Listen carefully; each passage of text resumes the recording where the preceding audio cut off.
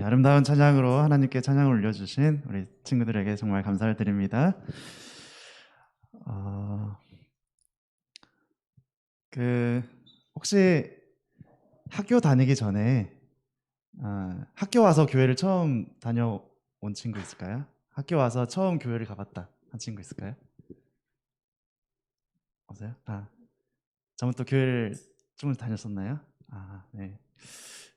감사합니다. 또 이런 사역들을 통해서 또 하나님께서 큰 축복과 은혜를 우리 친구들에게 주시길 간절히 기도합니다. 이렇게 봉사를 하느라 어디 조금 돌아봤나요? 여기 성산 주변에? 아직 못 돌아봤어요? 그렇군요. 아주 열심히 봉사를 하시는 것 같아요. 저는 성산하면 이 유채꽃이 가장 기억이 남더라고요. 여기 성산 일출봉에 앞에 있는 유채꽃이랑 또 여기 일반 사람들이 운영하는 유채꽃밭이 있어요. 저 인터넷에 찾아보니까 짱구네 유채꽃밭이 유명하던데 거기도 한번 꼭 가보시고 제가 여기 자동차 차 타고 여기 오니까 벌써 유채꽃이 펴 있더라고요. 저는 봄에 이게 피는 줄 알았더니 이 겨울에도 이렇게 피는 것 같습니다. 참 이 따뜻하고 좋은 또 축복된 이곳에 제가 또 말씀을 하러 오고 또 우리 봉사 단원들을 함께 만날 수 있게 되어서 너무 감사를 드리고 또 이곳에 계신 모든 성도님들과 함께 같이 말씀을 나누게 인도하신 또 하나님께 감사를 드립니다. 우리가 지난 시간에 살펴보았던 말씀들을 다시 한번 복습을 하는 시간을 갖도록 하겠습니다. 첫 번째 날 가장 귀중한 선물이 우리에게 주어졌다라고 이야기를 했는데요. 가장 귀중한 선물이 무엇일까요? 네, 바로 성령 하나님이었습니다. 성령 하나님을 우리가 간구해야 하는데 긴급하게 그리고 지속적으로 계속해서 우리가 간구해야 된다라고 말씀을 드렸습니다. 또한 예수님께서 이 땅에 오신 이유도 우리에게 영생을 주시기 위함이었고 또 더 풍성히 얻게 하려 하는 것, 풍성한 삶을 주시기 위해서 성령 하나님의 충만한 삶을 우리에게 주시기 위해서 오셨다라고 말씀을 드렸었습니다. 그리고 둘째 날, 그런데 우리에게 당면한 문제가 여전히 존재하고 있었음을 우리는 살펴보았는데요. 우리가 이 성령 하나님에 관해서 너무 가볍게 취급하고 있었다는 사실입니다. 그리고 우리가 한번 구원을 받으면 영원히 구원을 받은 것처럼 육신적 신자로 살아간다는 우리의 모습을 살펴보았습니다. 그리고 현재 나의 위치를 알지 못한 채 막연하게 목표를 따라서 가고 있는 것은 아닌지 우리가 한번 생각해 보았는데요. 오늘 이 시간에는 세 번째 날, 우리에게 문제가 있다면 그 문제를 해결할 수 있는 해결 방법이 무엇일까? 그것은 바로 성령 충만한 삶입니다. 우리에게 유일한 해결 방법은 바로 성령 하나님입니다. 우리 성도님들 성령 충만한 삶을 살고 싶으신가요? 네, 감사합니다. 그러면 이 성령 충만했던 사람이 있다면 그 사람은 누구가 있을까요? 성령 충만한 삶을 살았던 사람. 우리 마승열 목사님도 있겠지만 마 목사님보다 더 깊이 성령 충만한 삶을 살았던 사람이 있습니다. 네, 사도 바울. 또 누가 있을까요? 네, 예수님입니다. 이 땅에서 가장 성령 충만했던 삶을 살았던 사람은 바로 예수님이었습니다. 사실 예수님과 이 성령 하나님은 뗄래야 뗄 수 없는 그런 관계입니다. 그런 관계입니다. 1 사도 바울. 또 누가 있을까요? 네, 사도 바울. 네, 예수님입니다. 이 땅에서 가장 성령 충만했던 삶을 살았던 사람은 바로 예수님이었습니다. 사실 예수님과 이 성령 하나님은 뗄래야 뗄 수 없는 우리가 예수님을 바라볼 때 성령 하나님이 보이고, 성령 하나님을 바라볼 때 예수님의 모습이 보이는 것입니다. 예수님께서는 늘 성령 하나님과 함께 하셨는데, 예수님을 따라가고자 원하는 모든 제자들과 성도들에게 예수님께서는 다음과 같이 말씀을 하셨습니다. 예수께서 말씀하시되 내 안에 거하라, 나도 너희 안에 거하리라 라고 말씀을 하셨습니다. 예수님 안에 거한다는 말이 어떤 뜻일까요?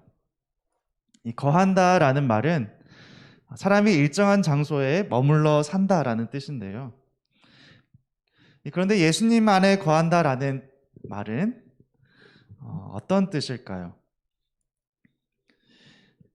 이 영감의 말씀 시대의 소망 676페이지에는 다음과 같이 말씀을 하고 있는데요. 그리스도 안에 거한다는 것은 끊임없이 그리스도의 영을 받으며 그리스도를 섬기기 위하여 자신을 전적으로 굴복시키는 것을 의미한다 라는 것입니다.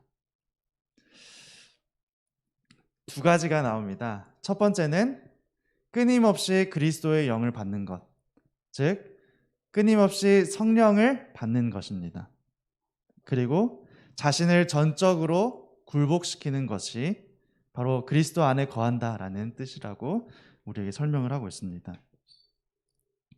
그래서 지속적으로 성령을 받고 전적으로 그리스도께 굴복하는 삶은 그리스도 안에 거하는 삶이다 라고 우리에게 말씀을 해주고 있습니다. 우리에게 실제적으로 주시는 이 교훈의 말씀은 두 번째, 전적으로 그리스도께 굴복시키라라는 이 말씀입니다. 이 굴복하다라는 말은 우리가 실생활에서 그렇게 많이 쓰이지는 않습니다. 좀 어색한 표현이라고 할 수 있을 것 같은데요. 이 표현을 어떻게 설명할 수 있을까 생각을 하다가 제 딸이 생각이 났습니다. 최근에 찍은 사진인데요. 저에게는 하윤이라는 3살 된, 올해로 3살이 되었습니다. 3살 된 딸이 있습니다. 그런데 요즘 하윤이가 이 콧물이 계속 나고 코가 막혀서 숨을 입으로 쉬니까 이 기침을 가끔씩 하더라고요. 그래서 이대로 놔둬서는 안 되겠다 싶어서 병원에 데리고 갔더니 이 콧물 감기라고 하면서 약을 처방을 받았는데요. 근데 이 하윤이가 약을 먹는 것을 정말 싫어합니다. 이 물약을 이렇게 처방을 해주셨는데요. 이 물약을 이 딸에게 먹이려고 여러 가지 노력을 하는데 절대로 안 먹으려고 그래요. 약통만 꺼내면 그것이 무엇인지 알고 바로 도망가서 절대로 안 먹으려고 합니다. 그러면 이 엄마랑 아빠랑 어느 정도 포기할 법도 한데 절대로 지지 않습니다. 저도 이 하윤이가 도망가면 하윤이를 붙잡고 약을 먹이기 위해서 완전 노력을 많이 하는데요. 우선 다리를 잡고 팔을 다 감싸 안으면서 꼼짝 못하게 아주 꼭 잡아 놓습니다. 그런 다음에 이 엄마가 와서 이 약을 잘 타놓은 것을 먹이는데 한 손은 이 두 볼을 잡고 입을 벌린 다음에 그 강제로 이 이빨 사이로 이렇게 쑤셔 넣습니다. 그러면 막 발버둥 치다가도 막 울면서 막 먹어요, 약을. 그러면 이 아이가 절반은 먹고 절반은 뱉어내는데 그렇게라도 좀 먹여야지 이 병이 빨리 낫겠다 싶어서 그렇게 했습니다. 이 하윤이가 만약 약이 쓰다고 먹지 않으면 어떻게 될까요? 하나님께서 우리에게 주신 축복이 있기 때문에 이 내성이란 게 있기 때문에 저절로 호전이 되긴 할 것입니다. 그런데 이 부모의 마음처럼 빨리 이렇게 병이 낫지는 않을 것입니다. 마찬가지로 우리도 약을 먹을 때는 괴롭습니다. 그런데 나의 모든 의지를 내려놓고 부모의 말에 순종하듯이 우리가 약을 먹기로 선택하고 또 하나님의 말씀에 순종한다면 훨씬 더 좋은 결과가 우리에게 있게 될 것입니다. 마찬가지로 영적인 세계에서도 이와 같은 원리가 적용이 됩니다. 우리가 만약 우리의 욕심을 따라 생활한다면 하나님의 방법대로 살 수가 없습니다. 하나님께서는 우리에게 좋은 것을 주시고자 노력하시지만 저처럼 이 두 손발을 꽁꽁 묶고 강제로 이렇게 하시는 분이 절대 아니십니다. 우리에게 자아 굴복, 나를 내려놓고 하나님의 뜻대로 행한다는 것이 얼마나 중요한지 여러 말씀들을 통해서 우리에게 이야기를 해주고 있는데요. 누가복음 9장 23절에 있는 말씀을 보시면 아무든지 나를 따라오려거든 자기를 부인하고 날마다 제 십자가를 지고 나를 따를 것이니라 라고 말씀을 하고 있습니다. 예수님을 따르겠다는 결심이 그저 과거의 어떤 한 번의 결심이 아니라 날마다 매일의 삶 속에서 그 결심이 일어나고 나의 자아를 하나님 앞에 내려놓는 경험이 우리에게 있어야 된다라는 것입니다.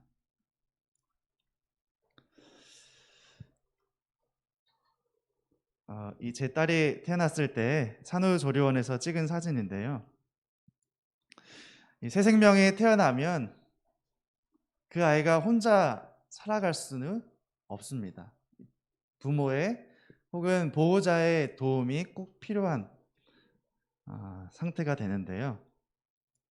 이 아이의 신체적 생명과 힘과 건강을 유지하려면 우리는 매일 영양분을 섭취해 줘야 합니다. 마찬가지로 이 영적인 생명도 역시 침례를 통해서 거듭납니다. 그런데 새로운 아이가 태어난 후에도 부모의 보살핌이 필요하고 생명을 유지하기 위해 끊임없는 관리가 필요한 것처럼 영적인 생활도 역시 기도의 생활로 생명을 유지할 필요가 있습니다. 늘 말씀과 기도로 영적인 생명의 양식을 우리가 섭취해야 하는 것이죠. 우리가 내일 밥을 먹기 싫다 해서 오늘 밥을 내일 것까지 다 먹는다고 해서 내일 배가 고프지 않을까요? 네, 그렇지 않죠. 그날의 양식은 그날 충족해야지 생명을 유지하고 건강을 유지할 수가 있습니다. 마찬가지로 영적인 생명도 역시 그날의 필요를 그날 공급해야 하는 것입니다.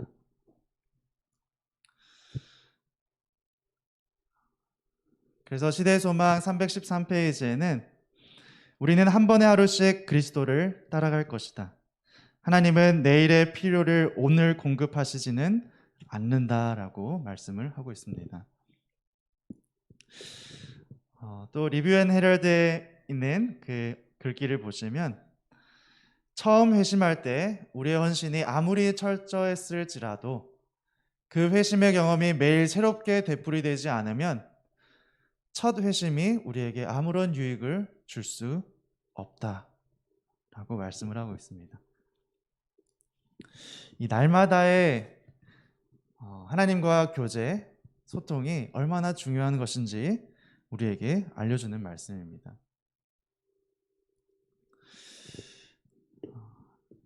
산상수훈에는 이런 또 말씀이 있습니다. 만일 그대가 매일 주님을 구하며 회개한다면 그대의 불평불만은 잠잠케 될 것이고 그대가 겪고 있는 모든 애로사항이 제거될 것이며 그대가 현재 직면하고 있는 모든 난 문제가 해결될 것이다 라고 말씀을 하고 있습니다.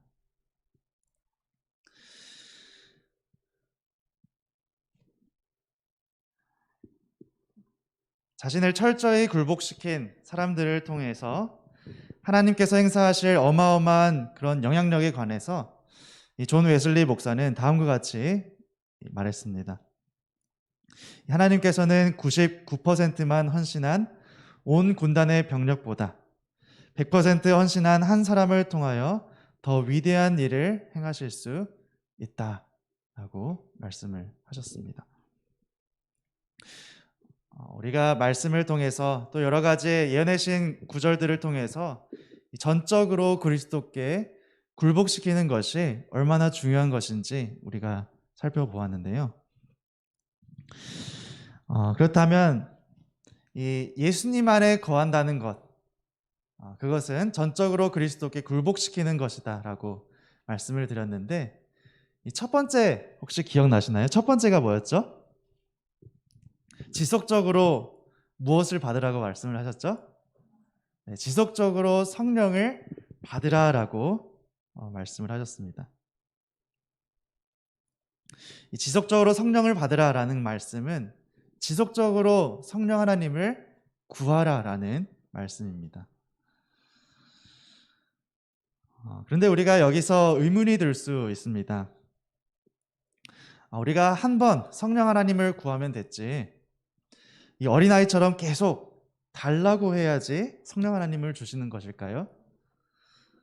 하나님께서 우리에게 가장 필요한 것이 성령 하나님이라면 우리가 구하지 않아도 하나님께서 저절로 주시지 않을까요? 이런 질문을 해볼 수 있습니다. 한 번은 우리 가족이 집사람과 딸이 이렇게 마트를 간 적이 있었는데, 이 마트를 가면 이 딸이 눈이 뒤집어집니다. 너무나 신기한 물건들이 많이 있기 때문에 여기도 가고 싶고 저기도 가고 싶고 가고 싶은 곳이 정말 많이 있어요. 그러다가 한 코너를 들리게 되는데, 이 음료수 코너에 가면 여러 가지 이 캐릭터 모양의 음료수들을 많이 팝니다. 그러면 그 캐릭터들을 만지고 싶어서 저것을 계속 달라고 떼를 써요. 그런데 이 음료수가 우리 집에 있음에도 불구하고 집에 가서 이거 먹자라고 이야기를 해도 자꾸 이거 달라고 떼를 쓰다가 이 아빠가 말을 들어주지 않자 이 바닥에 들어 눕는 것을 제가 처음 목격했습니다. 그럴 때 정말 난감을 하더라고요. 이처럼 우리가 하나님께 이 달라고 간절히 이렇게 구해야 할까요? 이렇게 구해야지 하나님께서 주시는 것일까요? 우리가 날마다 성령 하나님을 구해야 하는 것은 이 하나님께서 말을 해야 주시는 분이, 그러니까 하나님께서 우리가 굳이 말을 하지 않아도 우리에게 주실 것인데, 이 말을 해야지 주는 것이 아닙니다. 우리에게 구하라라고 말씀하신 이유는 우리의 삶 속에 성령이 필요하다는 것을 매일매일 느끼고 깨닫게 하기 위함입니다.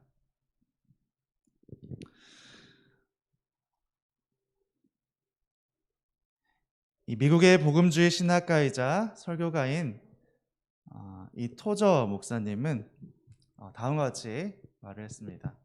이 빨간 글씨를 보면, 하나님께서 오늘날 우리의 교회로부터 성령을 거두어 가신다 해도 95%의 교회 활동은 그대로 지속될 것이고 교인들은 아무 변동도 느끼지 못할 것이다. 이런 충격적인 말씀을 하셨어요. 많은 사람들이 이 성령의 임재를 느끼지 못하고 하나님의 일을 한다고 하는 것입니다. 우리가 지속적으로 성령 하나님을 구해야 하는 이유는 하나님이 성령을 주기를 까먹어서가 아닙니다. 이 죄된 세상을 살아가는데 매일같이 성령의 필요를 우리가 느끼고 하나님께서는 언제나 우리를 도와주실 수 있는 분이심을 늘 기억하며 살게 하기 위함입니다. 무엇보다도 예수님께서 성령을 구하는 삶을 사셨기 때문에 우리도 역시 그 모본을 따라야 합니다. 그리스도께서도 지상생애 동안 필요되는 은혜를 새롭게 공급받기 위하여 매일 하늘 아버지께 간구하셨다라고 말씀을 하셨습니다. 그리고 빨간 글씨를 보시면 하나님께 드리는 열렬하고도 끈기 있는 탄원이 죄와의 싸움에 있어서 성령의 도우심을 받게 하는데 효력이 있다는 보증이 된다라고 말씀을 하셨습니다. 만약 예수님에게도 이 같은 매일의 필요가 있었다면 우리의 필요는 얼마나 더 클까요? 이 사도 바울은 고린도후서 4장 16절에 있는 말씀을 통해서 우리의 속 사람은 날로 새로워지도다라고 말씀을 하고 있습니다. 우리의 속 사람이 어떻게 날로 새로워질 수 있을까요? 바울은 에베소서에 있는 말씀을 통해서 이것이 성령의 역사로만 가능한 것임을 우리에게 말씀해주고 있습니다. 그래서 이 속사람이 강건해지는 과정이 교재 74페이지에 나와 있는데요. 이것을 살펴보시면 제일 먼저 지속적인 성령의 부어주심을 위해 매일같이 무엇하라고 나옵니까?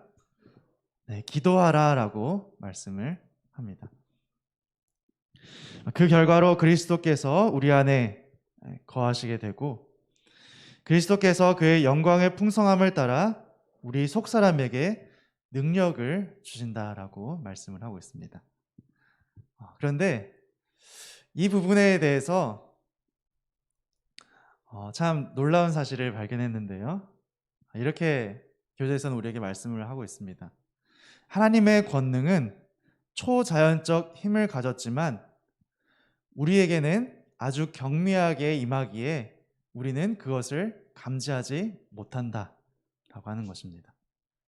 우리가 세상 속에 살면서 이 세상의 이 법을 지키며 살아가다 보니까 이 하나님의 초자연적인 능력을 느끼지 못하고 생활할 때가 있다고 하는 것이죠. 우리 몸에 전류가 흐르고 있습니다. 그런데 우리는 그 전류를 어느 정도 감지하지는 못합니다. 그렇지만 이 전류가 우리에게 있어서 꼭 필요한 존재인데요. 이 마찬가지로 우리가 감지할 수 없을지라도 생존을 위해 꼭 필요한 존재가 바로 성령 하나님이다라고 하는 것입니다. 우리는 단 한순간이라도 하나님 없이는 안전하지 않다는 말씀을 우리가 기억해야 하겠습니다. 그렇게 하나님의 사랑이 우리의 마음에 주입이 되고 그렇게 함으로 하나님의 모든 충만하심으로 사는 삶, 곧 성령 충만한 삶을 살게 되는 것입니다. 이 성경은 우리에게 성령으로 충만한 삶을 살라고 우리에게 말씀을 하는데요.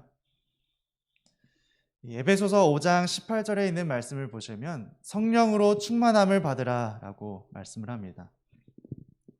근데 이 말씀을 보시면 이 구절만 있는 것이 아니라 그 전에 이런 말씀이 있습니다. 술 취하지 말라. 이는 방탕한 것이니 오직 성령으로 충만함을 받으라 라고 말씀을 하고 있습니다. 이 성령 충만한 삶과 술 취한 삶을 이 대조적으로 이렇게 이야기를 하고 있는데요. 이 술과 성령 그리고 취하는 것과 충만한 것을 비교하고 있는 것을 볼 수가 있습니다. 이 취하다라는 단어를 보면 어떤 기운으로 정신이 흐려지고 몸을 제대로 가눌 수 없게 되는 상태를 가리켜 취하다라는 단어를 쓰는데요. 이 술에 취하게 되면 이 술에 나의 모든 행동과 의지, 생각을 그저 술에 다 맡겨버린 그런 상태가 되는 것입니다. 그래서 나의 뜻과 나의 이런 생각으로 행동하는 것이 아니라 그저 본능적으로 수리시키는 대로 행동하는 것이지요. 마찬가지로 이 성령으로 충만함을 받는 것도 역시 나의 모든 의지와 생각과 나의 뜻을 다 누구에게 맡기는 것입니까? 성령 하나님께 맡기는 것입니다. 그래서 성령으로 침례받는다는 것은 성령의 영향권 아래 전적으로 몰입함을 뜻한다 라고 하는 것입니다. 지난 2017년에 우리가 안교 교과 시간에 살펴보았던 말씀인데요. 이 2017년 7월 17일에 있는 말씀, 이 묵상에 있는 말씀을 보시면 이렇게 말씀을 하고 있습니다. 성령의 침례는 온전히 성령으로 충만하여 그분의 가마에 전적으로 굴복하는 것을 의미한다. 이것은 한 번의 영원으로 이어지는 경험이 아니라 계속 새롭게 될 필요가 있는 경험이어야 한다 라고 말씀을 하고 있습니다. 성령으로 충만해지는 그런 경험은 딱 한 번으로 모든 인생의 전반에 걸쳐서 미쳐주는 영향이 아니라 우리가 매일같이 새롭게 경험해야 할 매일의 경험이라고 우리에게 말씀을 해주고 있습니다. 이것은 우리가 개인적으로 하나님께 예배를 드리고 개인적으로 헌신하는 것이 얼마나 중요한 일인지 알 수 있는 대목인데요. 이번 기간의 총 주제가 무엇입니까? 개인적 신앙 부흥의 단계이지요. 이 신앙 부흥의 단계이면 단계인데 왜 앞에 이 단어를 붙이게 되었을까요? 이 개인적으로 하나님과 교제하는 것은 매우 중요하기 때문입니다. 어떤 환경에 의해서 나의 마음이 이끌리는 것이 아니라 하나님과 나만의 개인적인 관계가 잘 돈독히 세워져 있어야 한다고 우리에게 말씀을 하는 것입니다.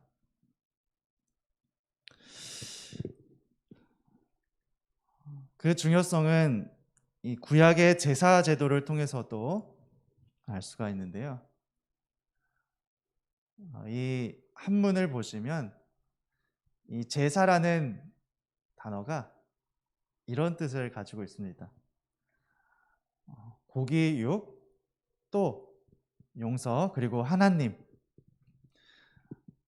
그리고 이 제사할 때 사자는 하나님과 이게 뱀사자더라고요.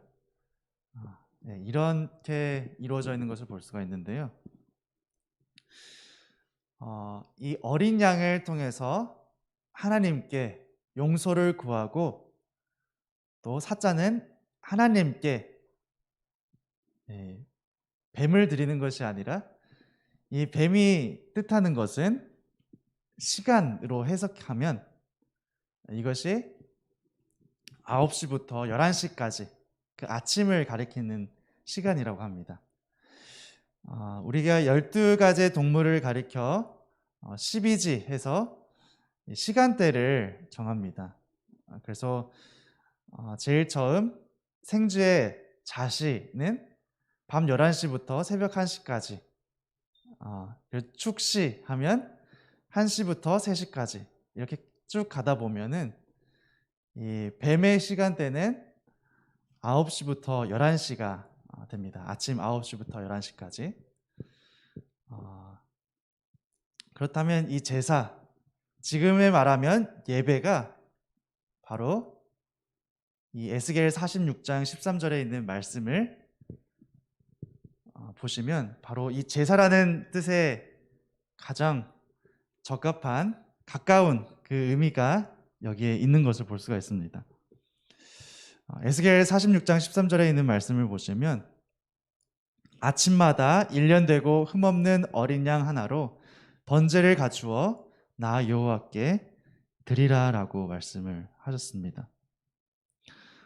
이것은 매일마다, 매일 아침마다 우리가 하나님께 예배를 드리고 우리의 삶을 하나님께 의탁하는 그런 시간이 우리에게 꼭 필요하다라는 것을 우리에게 말씀을 해주고 있습니다.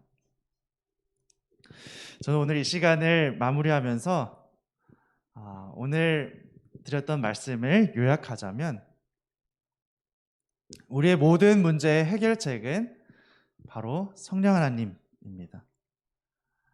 성령 충만의 롤 모델, 이 모보는 바로 예수님인데요.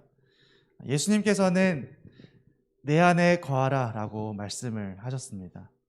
예수님 안에 거한다라는 것은 지속적으로 성령을 받으라 라는 말씀과 전적으로 그리스도께 굴복시켜라 라는 말씀이었습니다. 그래서 결론적으로 우리의 문제점을 해결할 수 있는 두 가지의 방법은 기도와 예배입니다. 종합적인 말씀으로 드려본다면, 첫 번째, 성령을 간구하는 지속적인 기도가 우리에게 필요합니다. 그리고 두 번째로는 전적으로 헌신하는 매일의 예배가 우리에게 필요한 것입니다. 이 두 가지, 지속적인 기도와 매일의 헌신하는 예배가 있을 때 예수님 안에 거하는 상태, 성령 충만의 상태로 우리가 나아갈 수 있다라고 하는 것입니다. 교재 78페이지에 있는 말씀을 보시면, 우리가 그리스도의 의를 소유하기를 원할진대 우리는 매일 성령의 감화 아래 변화함을 받고 신의 성품에 참여하는 자가 되어야 한다라고 말씀을 하고 있습니다.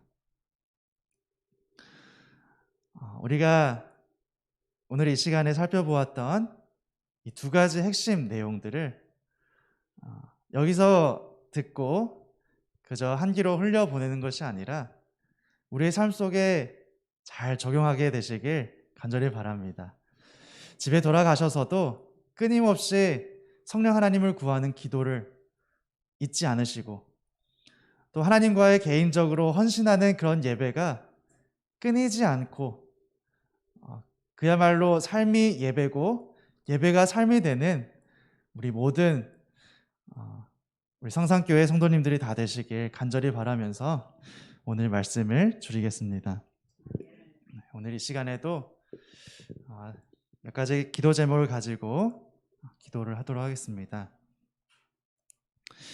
첫 번째, 날마다 성령님을 간구하는 기도하는 사람이 되도록 기도를 하도록 하겠습니다. 그리고 두 번째로는 매일 반복되는 개인적 헌신 예배가 즐거움이 넘치는 시간이 되도록, 그리고 마지막으로 예수님의 품성이 내 안에서 더욱 확실히 구현될 수 있도록 이 기도 제목을 가지고 우리가 기도하도록 하겠습니다. 우리 음악이 나오고 마칠 때까지 기도해 주시고 제가 마지막으로 기도하도록 하겠습니다. 기도하겠습니다.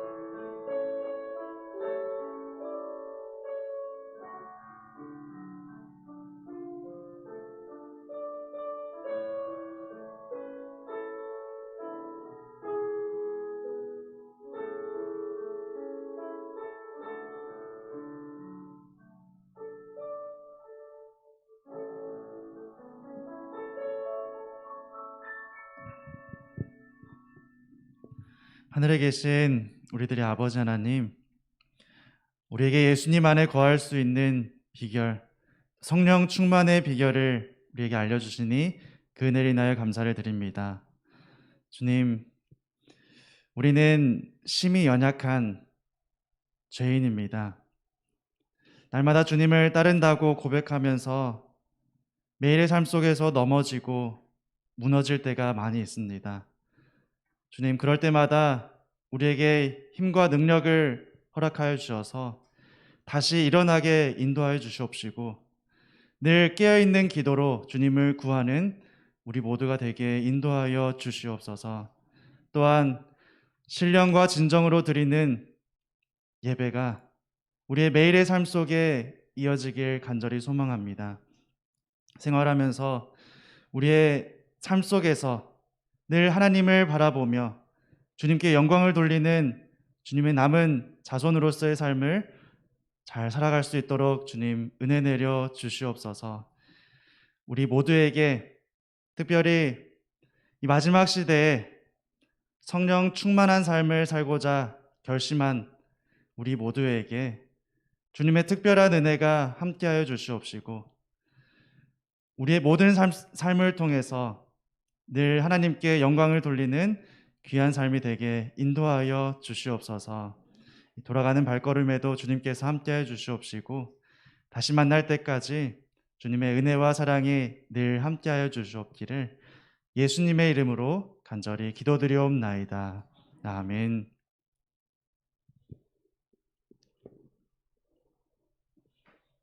감사합니다.